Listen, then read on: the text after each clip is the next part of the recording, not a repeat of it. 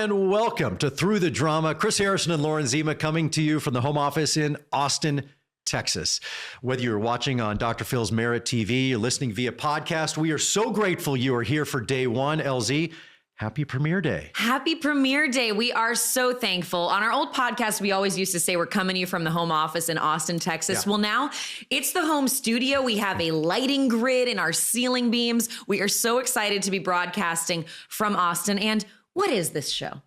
This show, Through the Drama, listen, we had to incorporate the word drama. Yeah. Our lives have included a lot of drama. And what we want to bring for you guys is us cutting through that drama. We are going to bring you the drama of today's news, entertainment, pop, lifestyle headlines, help you feel informed, cut through it all with what you need to know, and leave you with a little joy and a little smile on your faces at the end of the Drama's day. not always a bad thing. We love it. It helps build this house we live in. That's true. Yeah. Drama and roses and tears. That's what it was all built on. But it was also important for us to do this show here in Austin, Texas. It is obviously our home, but we're both Midwestern kids. Chicago, home of the new Pope. Dallas, Texas, where Bob, how about Bob? where I grew up. And it's the live music capital of the world. Most of Hollywood has moved here. This reminds me of Hollywood 20 years ago when it was cool, when there were just creative minds thinking alike, trying to do great things. That's what Austin is like right now. Half of Silicon Valley is here. We got great food, great barbecue, chefs, great comedy now. So it's all happening here. And look, there is this East Coast, West Coast bias with shows like this, especially in the morning. So we wanted to bring you, Midwestern flair to a morning show that will keep you informed, but also entertain you. Let's have a good time while we're doing this. Yeah, the stories that you care about. We're going to have amazing guests talking relationships, love, health, things that matter to you in your real life. And we're going to do it in a tight little format so that you can walk away feeling like I had, 20 to 25 minutes and I feel good. I feel happy. I feel informed today. So that's what the show's going to be. But again, we're going to lean into the drama, guys. We're going to have a little fun here. You can't forget all the ups and downs in life. Well, a little teaser coming up in our next segment. When we get to the news today, we're going to be talking relationships, a couple toxic, dysfunctional relationships, but still we're diving into relationships. But a lot of people had asked, LZ, where have you guys gone? Because we did have a podcast, the most dramatic podcast ever. We did love it and it was great, but we love TV. We love hosting TV. We love producing TV. And we wanted to do a talk show all along, but we really enjoyed the podcast. So Dr. Phil, the brilliant man he is, said, why don't we do both? And we're able to do both. We can do the TV show, we can do the podcast, and we can do them both unfiltered, uncensored, saying what we want to say, talking about what we want to talk about. That wasn't always the case. So to be able to free up and actually do the show we've always wanted to do and do it together really is a dream come true. It is. And we want to thank Red Seat Media. Thanks to their new partnership with Merit, we are able to bring you guys the show as a podcast. Merit TV has been amazing. We can't thank them enough. And Dr. Phil for turning our home office into a home studio. We've got 4 cameras going in here. Our commute is very short now. I mean, bedroom to the office. I have no excuse if I'm late.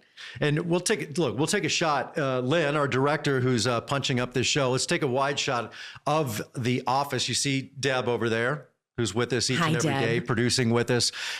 We have a team, back in Roanoke, up in the Dallas-Fort Worth area. So we have the full force of Merit TV behind this show. And as you said, very grateful that when we talked about doing this show, I never dreamed it was going to look this good, feel this good, and be this good. Things get kind of thrown together with duct tape and baling wire a lot. But what is baling wire? Midwestern. I'm Chicago Midwest. You're like Texas mid-Southern. All right, These are different. You're kind of Chicago. We'll go MacGyver. MacGyver it. Yes. TV reference. Okay. I'm with you. Yes. Yeah. Yes, So okay. like a paperclip. Things can be MacGyver. Yeah. Okay. WD-40 and a paperclip. That can solve everything. Yeah. Yep. Mm-hmm. But to come in and to go over the top like we have to set this studio up and to do it the right way is awesome. And that's how Dr. Phil likes to do it. It's how he does his own show. And he's impressed upon us. Sky's the limit. Let's do this show. We want to thank all of you for being here. Thank you for listening and watching. We have so much more to get to. And when we come back, diving right into relationships, toxic, age gaps, and can you take on your partner's business? Well, one famous couple is trying to.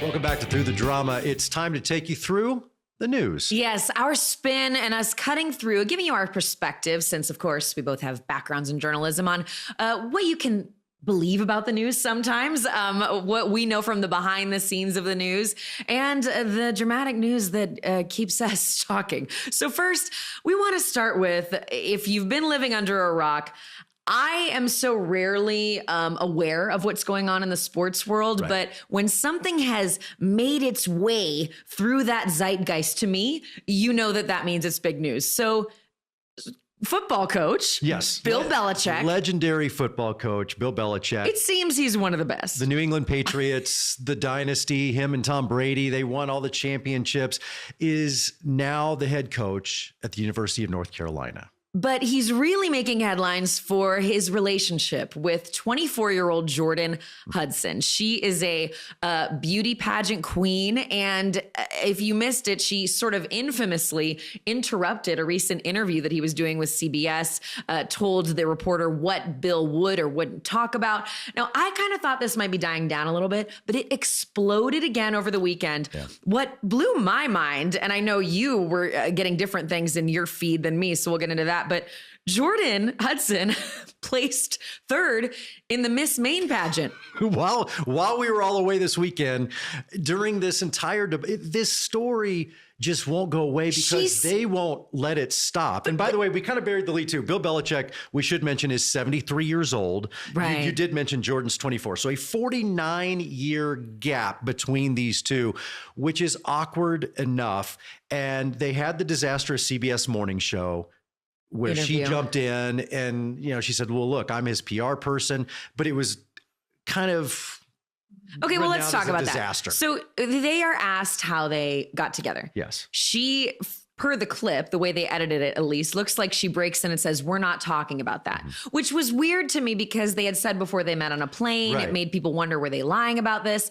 Now, my behind the scenes there is, it would be super normal, actually, if that was a PR person. I've done many interviews before, right. Even short little junket interviews where someone's team will say, nope, that's off limits. Nope, we're not doing that. Right. What's odd is that she is his girlfriend who's almost 50 years younger than him, and that they were both wearing matching U.S. Navy sweatshirts. That's what threw me. I mean, it's such she wore leggings. Jordan, if you're going to be the PR person, you got to dress for the job. And a very Belichick thing. I mean, he was known for the hoodies and the cut-up sweatshirts, but he's sitting there in the sweatshirt with a hole in it as if a moth had just eaten through it. On television. But then this weekend, she goes for Miss Maine USA. Bill was in the audience at the Holiday Inn in Maine.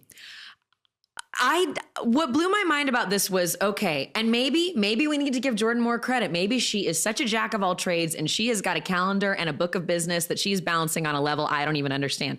But how are you, Bill's girlfriend, his PR person, his real estate agent? You're counseling him on what he's doing over in his college football coaching gig, and you're still competing in pageants. Maybe I should be impressed, but I just couldn't believe that Bill, I mean, I gotta be honest, the footage of him in the audience, it does look like Grandpa's cheering her on. Well, it does. He could easily be her grandpa. And that's where we're going to get to in this whole story, because last week, Pablo Torres, who I've followed for many years, he is a respected sports journalist.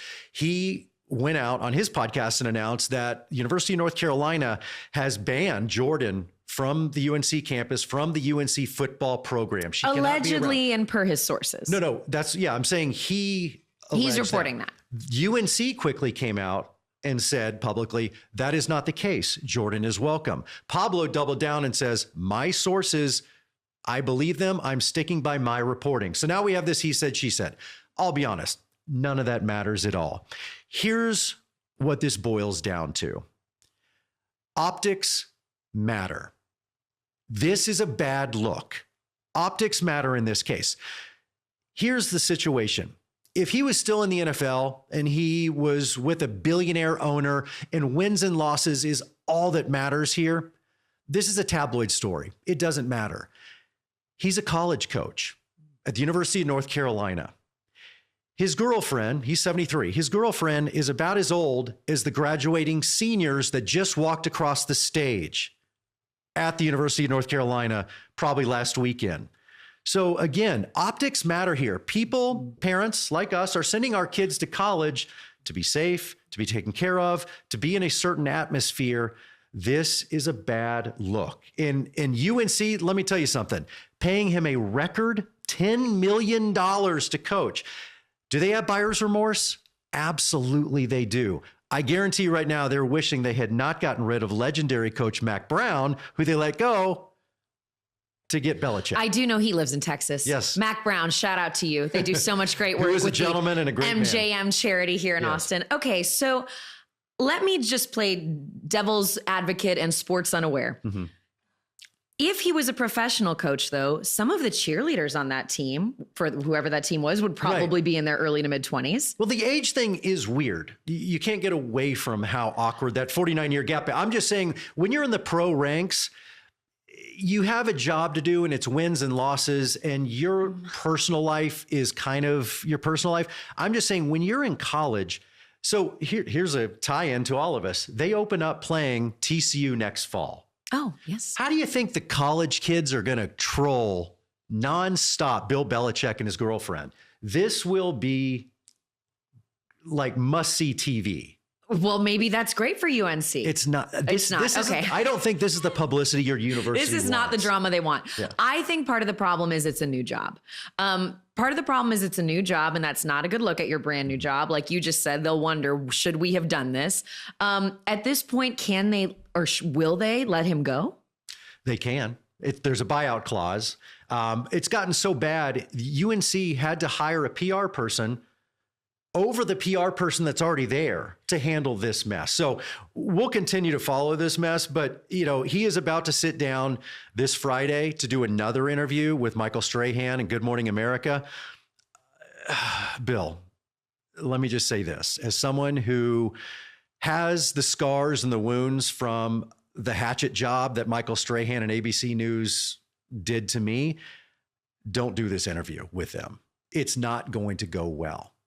If you think the CBS folks kind of came at you, trust me, ABC News is not going to come at you with kid gloves.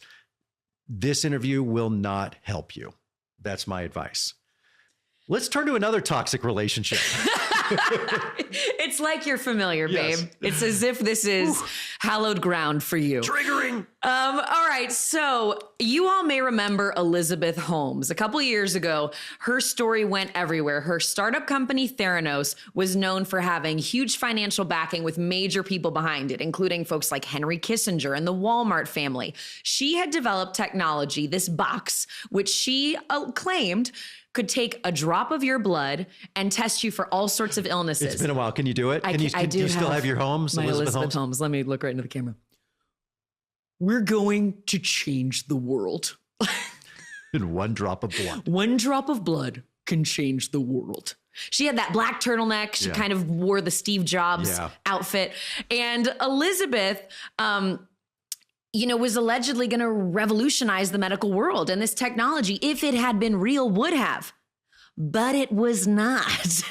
And her testing was found to be very false. They were outsourcing the testing. They were giving people bad test results. It was fraudulent. Including telling one person that they had HIV when they did not. I mean, it was dangerous. So Elizabeth eventually was sentenced to jail. She's serving what was an 11-year sentence. It's been taken down to 9 years for good behavior. And her story was made into a TV series on Hulu and all sorts of true crime podcasts. Now, let me blow your mind. Elizabeth is married. This is wild. To a guy named Billy Evans. He's the heir to a hotel they're just fortune. engaged. They're not married yet. Oh, I'm so sorry. Yeah. Just engaged. Let me be more accurate than Elizabeth Holmes was. They are engaged, but they have 2 kids. Yes. Which I would argue is more serious than marriage. It's true. And a headline comes out in the New York Times this week that her fiance, Billy Evans, is now starting a medical blood testing startup company. Yeah, a biotech company. He has a box for this that looks very similar to the Theranos testing box. They're literally also using a box. They're going to test blood and saliva and urine, he says. This is a mind-blowing headline that after all that they've been through, Right. like this isn't like, can Can you imagine the pitch? So you're sitting in an office and he's like, look, I got a pitch. Okay, great. Hopefully it's a restaurant, a bar, really anything. I got a biotech company for you guys. Wait, you mean kind of like your fiance that's serving prison for fraud? Yeah. But follow me here. Stick with me. Stick with it. It's like, who is going to give money? He was for this actually endeavor? probably pitching it the way that we pitch TV shows and movies in the biz. Like, you know how when people pitch, they're like, remember like when Thor was a hit? Well, this is like Thor meets The Sandlot. Thor's playing baseball. That's what this is. He was like, remember that blood testing thing? Well, that's like this, but like I'm a different person. This reminds me of the Fire Festival guy when he got out of jail and goes, Fire Festival 2 coming soon. Mike, we don't want the sequel. yes, no one asked for this sequel.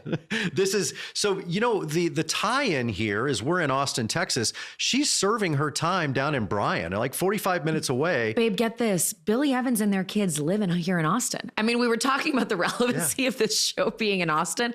By the way, Billy, I will talk to you. Please come do an interview because so a couple months ago, Elizabeth did her first interview from prison, okay?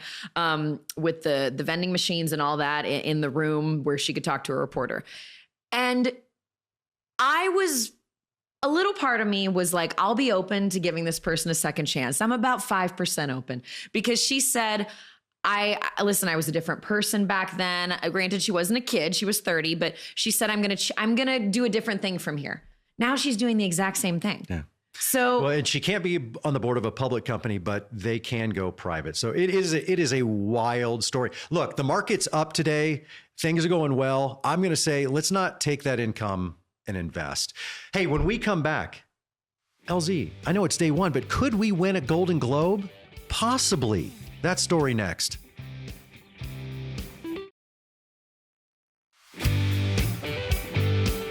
we're back on Through the Drama. Before we get to this last news item, I got one more thing to say about this Bill Belichick, Jordan Hudson thing.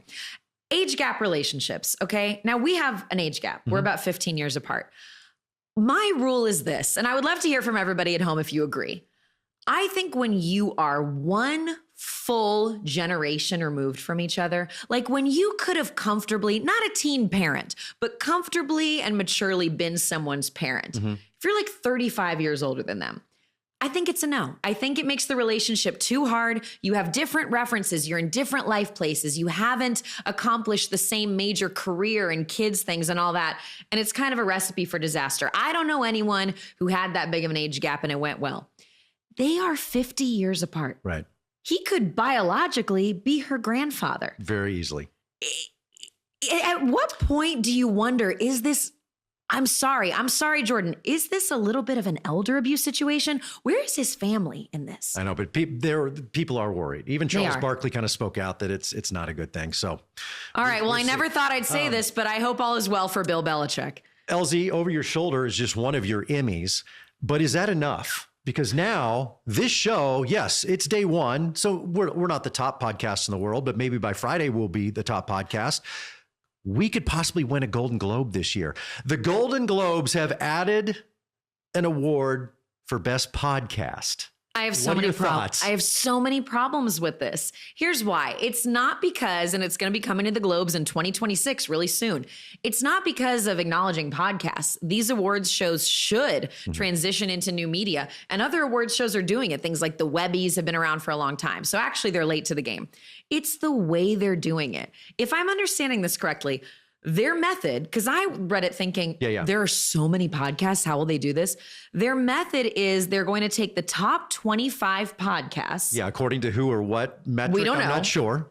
And then they're going to pick nominees from there. Yeah. How does that make sense when they don't do that for anything else that they've been giving awards to for decades? Well, look, it's the Hollywood Foreign Press. And the Hollywood Foreign Press, I will give them credit. They do one thing: get stars on the red carpet, get stars on the stage, get stars in the seats. People want to see stars. It's the thing that the Oscars in 100 years has never figured out. Get stars to the show.